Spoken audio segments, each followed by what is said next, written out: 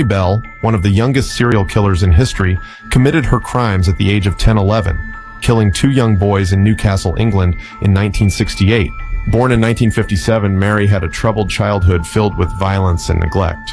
At her trial, it was determined that Mary Bell suffered from a psychological disorder, but she was found guilty of manslaughter due to diminished responsibility. She was sentenced to life imprisonment, but was released in 1980 after serving 12 years, under a new identity to start a new life. Mary Bell is probably one of the youngest serial killers ever in UK history, as she was just 10 years old when she murdered 2 preschool-aged boys all the way back in 1968 in Newcastle. Her 2 victims were Martin Brown and Brian Howe. On the 25th of May 1968, she would strangle 4-year-old Martin Brown upstairs inside of a derelict house. It was believed that she committed this act alone, and at first, medical examiners and police didn't believe that it was a murder due to the lack of evidence and violence on Martin's body. So little Martin's death was actually ruled as undetermined. But the next day, Mary Bell and her friend Norma Bell, who was 13 and also no relation to Mary, broke into a nursery. And it was here where they completely vandalised it, tearing up books, writing on walls, drawing on desks, and just being turds, basically. But it was here where some really, really strange graffiti was found inside the nursery. For example, here and here. I'm not going to read them out because they are quite vulgar in nature and I don't want to lose my account. And the following day, when staff came back into the nursery and realised what had happened, obviously they informed the police, but the police actually put this down to just some tasteless prank or kids messing around. But her next kill would take place on the 31st of July 1986, when Brian's body would be discovered at 11 p.m. that evening. And strangely, upon investigating the scene, a pair of broken scissors lay nearby his body. And this time it was revealed that Brian had died due to strangulation. But it doesn't stop there, as Brian had also suffered puncture wounds to his legs, as well as mutilation to his private area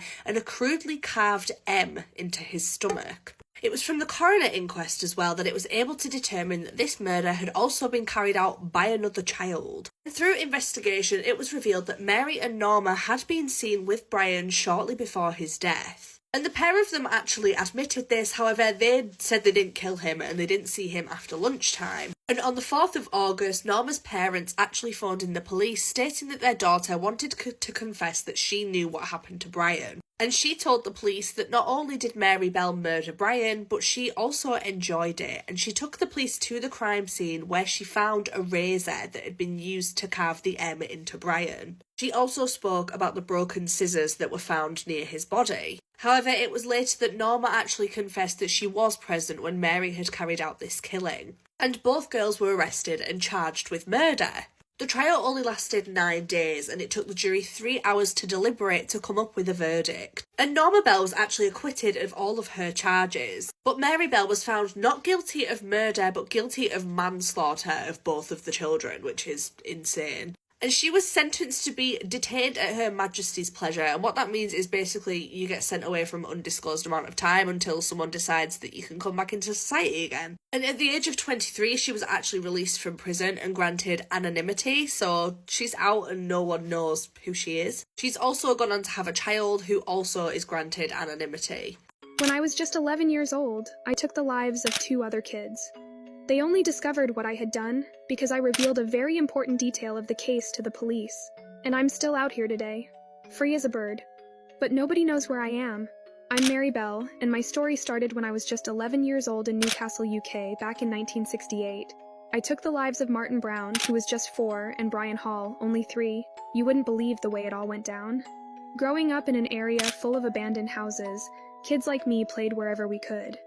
On May 25th, 1968, 3 kids were playing when they stumbled upon the body of a boy lying on the ground. It was a shock. They ran for help, and some nearby workers tried to revive him, but it was too late. The police couldn't figure out how he had died at first. There were no obvious signs, just some blood and foam in his mouth. Then things got really strange. The very next day, a clue emerged. Someone had vandalized a local daycare center, leaving behind a note that read, "We took the life of Martin Brown." Everyone thought it was just a sick joke, but it was me and my friend who had done that. Fast forward about a month, and things escalated. On July 21st, 1968, Little Brian Hall was playing in front of his house with me and some others. When night fell and he didn't come home, his family panicked. They called the police, and after a big search, Brian was found lifeless, hidden among concrete blocks and tree branches. What caught everyone's attention this time were the marks on his neck and some bruises on his body. It was later confirmed that someone had used both hands to choke him, one hand on his neck and the other covering his nose. But the most shocking detail? A broken pair of scissors was found at the scene, which had also been used to try and carve an M into Brian's belly. They found fibers on his clothes that didn't belong to him, and all signs pointed to someone his own age being involved. As the police focused on me and my friend, it became clear we had a history. Just a couple of months earlier, another boy had reported that I had pushed him off a roof while playing. The police had warned us, but let us go. This time, though, they weren't as forgiving. During the second round of questioning, I slipped up. I mentioned seeing another boy playing with Brian the day he was found, but that boy was actually at the airport with his family, not anywhere near the scene. My friend eventually confessed, claiming she saw me take Brian's life but insisted she had nothing to do with it. By then, it was obvious we were both involved. The trial lasted 7 days, and on December 17, 1968, I was found guilty of murder, while my friend was acquitted.